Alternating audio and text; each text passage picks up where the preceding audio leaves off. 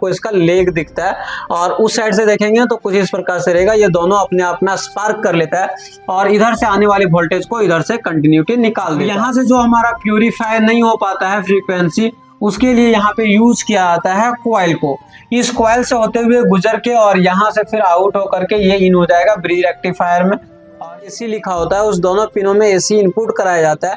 और जिस साइड ये कट बना हुआ होता है उधर से प्लस आउटपुट होगा, और जिस साइड कोई कट नहीं होता है उधर से माइनस आउटपुट होता है। तो लाइन हमारा फ्यूज से होते हुए एक यहाँ पे कैपेसिटर में चला जाता है, फिर एक न्यूट्रल जो है वो भी हमारा होते हुए इस कैपेसिटर से होते हुए इस कॉइल में जाएगा, और कॉइल से होते हुए फिर यहाँ पे।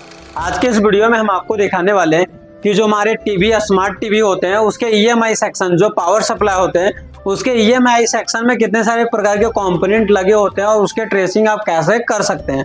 तो इस वीडियो में कंप्लीट बने रहिए। अगर ईएमआई सेक्शन से कोई भी प्रॉब्लम होता है, और ईएमआई सेक्शन लगा क्यों होता है, तो जो हमारे पावर सप्लाई होता है उसे सेफ्टी देने के लिए, हमारे मदरबोर्ड को सेफ्टी प्रोवाइड कराने के लिए ईएमआई सेक्शन कंप्लीट बना होता है। और ईएमआई सेक्शन में ही हमारा जो एसी सप्लाई होता है उसे डीसी सप्लाई में कन्वर्ट कर दिया जाता है।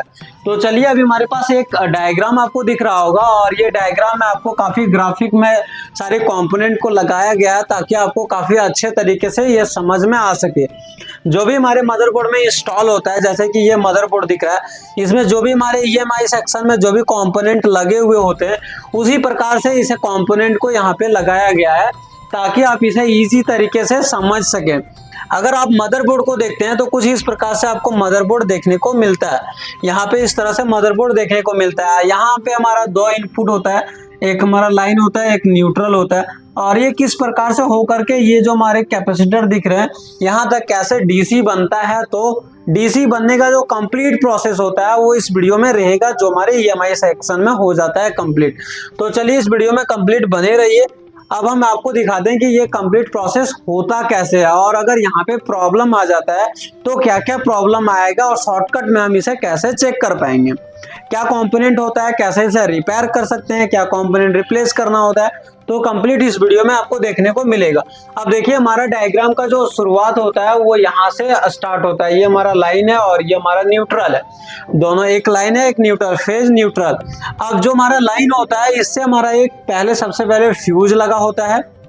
ये फ्यूज जो होता है वो 250 वोल्ट से अगर अधिक हो जाता है तो ये फ्यूज अपने आप को ओपन कर लेता है। इसकी टेस्टिंग होता है, मल्टीमीटर को बीप रेंज में सेट कर दीजिए और इसके दोनों साइड में चेक करिए कंटिन्यूटी। अगर ये कंटिन्यूटी दिखा रहा है, बीप कर रहा है, तो ये फ्यूज आपका ओके है, नहीं तो आप इसको रिप्लेस कर सकते हैं। रिप्लेस करना ही होगा, या तो आप इसके जगह पे एक जंपर को लगा सकते हैं, लेकिन जंपर बाद में आपके बोर्ड में अगर ओवर वोल्टेज आता है तो वो जंपर अगर नहीं डिस्कनेक्ट होता है तो आपकी मदरबोर्ड खराब हो सकता है, तो इसीलिए जंपर का यूज नहीं करते हैं। बाकी उसके बाद हमारा जो न्यूट्रल वाले होता है इसमें हमारा एक एनटीसी को लगाया जाता है, एनटीसी को कनेक्ट किया जाता है ताकि अगर कोई भी बर्न हो या फिर बर्निंग होगा तो ये जो भी वोल्ट इसमें रेजिस्टेंस होता है वो जीरो हो करके और खुद को स्पार्क करके ये डिस्कनेक्ट कर देगा, मतलब ये लाइन ओपन हो जाएगा। उसके बाद हमारा आगे जो कंपोनेंट देखने को मिलता है ये फ्यूज से होते हुए वो हमारा यहाँ पे लगा हुआ रहता है। ये हमारा वोल्टेज, एक सेकंड रुकिएगा, ये हमारा जो यहाँ पे जो दिख रहा है ये हमारा वेरिएस्टर है, और वेरिएस्टर जब भी यूज होता है तो ये पैरेलल में यूज होता है। आप इसे जब चेक करते हैं मल्टीमीटर से तो नो बीप नो वैल्यू आपको शो करता है। बाकी जैसे अब इस पे अगर ये ओवर वोल्टेज आता है, इसका काम होता है जब हमारे आसपास ओवर वोल्टेज आ जाता है हमारे कंपोनेंट या बोर्ड में, तो ये अपने आप को ओपन कर लेता है। यहाँ पे अगर देखेंगे तो कुछ इस प्रकार से आपको इसका लेग दिखता है, और उस साइड से देखेंगे तो कुछ इस प्रकार से रहेगा। ये दोनों अपने आप में स्पार्क कर लेता है और इधर से आने वाली वोल्टेज को इधर से कंटिन्यूटी निकाल देता है। जो भी सप्लाई इधर से आ रहा है वो इधर से होते हुए सीधा आउट हो जाता है। तो इस प्रकार से हमारा बोर्ड जो होता है वो शॉर्ट होने से बच जाता है।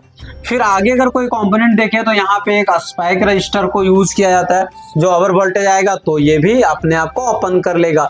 उसके बाद जो आगे कंपोनेंट आपको दिखता है ये हमारा एक एनपीसी नॉन पोलराइज कैपेसिटर होता है, जो 450 वोल्ट तक का लगा हुआ हो सकता है। ये कैपेसिटर का काम होता है कि जो हमारे एसी सप्लाई आ रहा है इसमें जो भी फ्रीक्वेंसी होता है उसको फिल्टर करने का काम करता है। अब यहाँ से जो हमारा प्यूरिफाई नहीं हो पाता है फ्रीक्वेंसी, उसके लिए यहाँ पे यूज किया जाता है कॉइल को। इस कॉइल से होते हुए गुजर के और यहाँ से फिर आउट होकर के ये इन हो जाएगा ब्रिज रेक्टिफायर में, और इधर से होते हुए ये इन हो जाएगा ब्रिज रेक्टिफायर में।